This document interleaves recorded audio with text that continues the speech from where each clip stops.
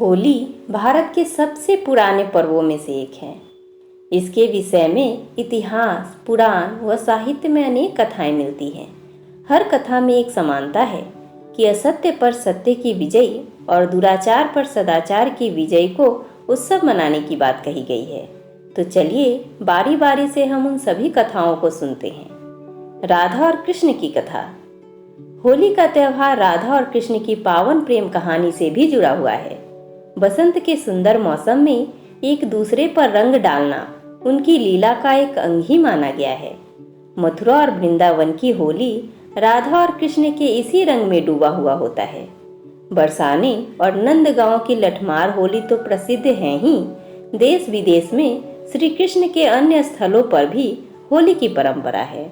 यह भी माना गया है कि भक्ति में डूबे जिज्ञासुओं का रंग ब्रह्म रंगों से नहीं खेला जाता।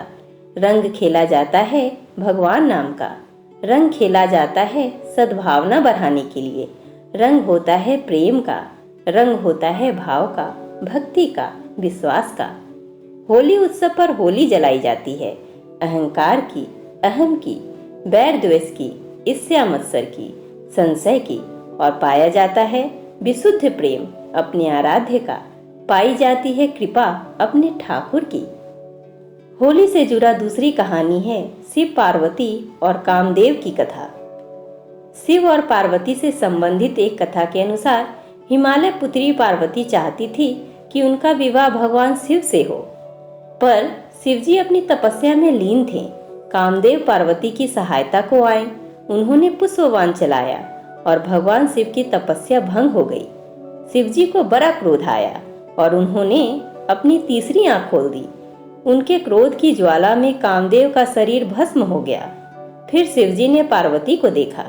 पार्वती की आराधना सफल हुई और शिवजी ने उन्हें अपनी पत्नी के रूप में स्वीकार कर लिया। इस कथा के आधार पर होली की आग में वासनात्मक आकर्षण को प्रतीकात्मक रूप से जलाकर सच्चे प्रेम की विजय का उत्सव मनाया जाता है। एक अन्य कथा के अनुसार कामदेव के भस्म हो जाने पर उनकी पत्नी रति ने विलाप किया और शंकर भगवान से कामदेव को जीवित करने की गुहार की। ईश्वर प्रसन्न हुए और उन्होंने कामदेव को पुनः जीवित कर दिया। यह दिन होली का दिन होता है। आज भी रति के विलाप को लोक संगीत के रूप में गाया जाता है और चंदन की लकड़ी को अग्निदान किया जाता है ताकि कामदेव को भस्म होने में पीड़ा न हो। साथ ही बाद में कामदेव के जीवित होने की खुशी में रंगों का त्यौहार मनाया जाता है। होली मनाने के पीछे तीसरी कथा है प्रहलाद और होलिका की कथा। होली का त्यौहार प्रहलाद और होलिका की कथा से भी जुड़ा हुआ है। विष्णु पुराण की एक कथा के अनुसार प्रहलाद के पिता दैत्यराज हिरण्यकश्यपु ने तपस्या कर देवताओं से यह वरदान प्राप्त कर लिया कि वह न तो पृथ्वी पर मरेगा, न आकाश में, न दिन में मरेगा, न रात में, न घर में मरेगा, न बाहर, न अस्त्र से मरेगा, न शस्त्र से, न मानव से मरेगा, न पशु से। इस वरदान को प्राप्त करने के बाद वह स्वयं को अमर समझकर नास्तिक और निरंकुश हो गया। वह चाहता था कि उसका पुत्र भगवान नारायण की आराधना छोड़ दे, परंतु प्रहलाद इस बात के लिए तैयार नहीं था। हिरण्यकश्यपु ने उसे बहुत सी प्राणांतक यातनाएं दी, लेकिन वह हर बार बच निकला। हिरण्यकश्यपु की बहन होलिका को यह वरदान प्राप्त था कि वह आग में नहीं जलेगी। अतः उसने होलिका को आदेश दिया कि वह प्रहलाद को लेकर आग में प्रवेश कर जाए, जिससे प्रहलाद जलकर मर जाए। परंतु होलिका का यह वरदान उस समय समाप्त हो गया जब उसने भगवान भक्त प्रहलाद का वध करने का प्रयत्न किया। होलिका अग्नि में जल गई, परंतु नारायण की कृपा से प्रहलाद का बाल भी बाका नहीं हुआ। इस घटना की याद में लोग होलिका जलाते हैं और उसके अंत की खुशी में होली का पर्व मनाते हैं। होली का त्यौहार मनाने के पीछे चौथी कथा जो प्रचलित है वो है कंस और पूतना की कथा।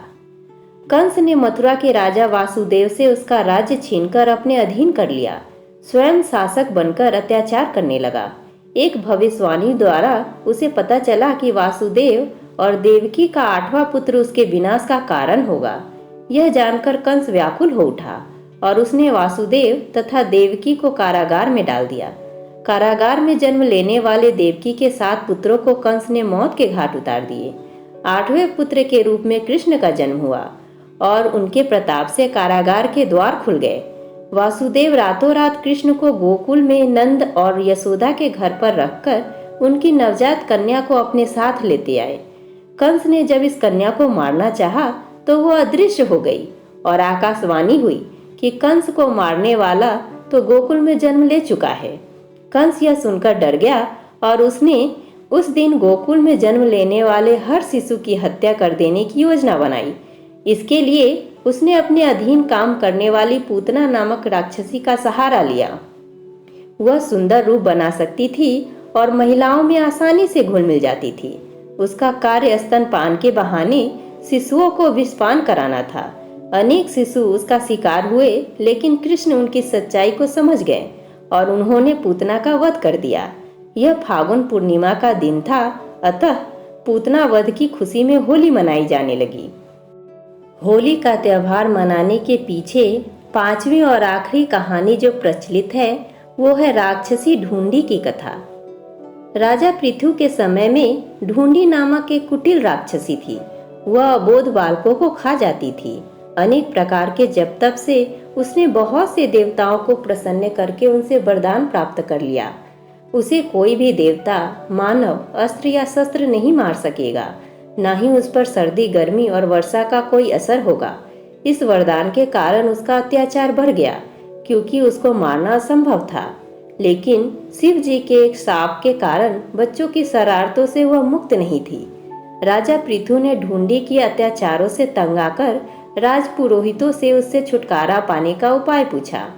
पुरोहितों ने कहा कि यदि फागुन मास की पूर्णिमा के दिन, जब न अधिक सर्दी होगी और न गर्मी, सब बच्चे एक एक लकड़ी लेकर अपने घर से निकले, उसे एक जगह पर रखे और घास फूस रखकर जला दे, ऊंचे स्वर में तालियां बजाते हुए मंत्र पढ़े और अग्नि की प्रदक्षिणा करे, जोर जोर से हंसे, गाए, चिल्लाए और शोर करे, तो राक्षसी मर जाएगी। पुरोहित की सलाह का पालन किया गया और जब ढूंढी इतने सारे बच्चों को देखकर अग्नि के समीप आई तो बच्चों ने एक समूह बनाकर नगारे बजाते हुए ढूंढी को घेरा। धूल और कीचड़ फेंकते हुए उसको शोरगुल करते हुए नगर के बाहर खदेड़ दिया। कहते हैं कि इसी परंपरा का पालन करते हुए आज भी होली पर बच्चे शोरगुल और गाना बजाना करते हैं। तो दोस्तों, इसी तरह हम होली का त्यौहार बड़े हंसी खुशी और हर्षोल्लास के साथ मनाते हैं।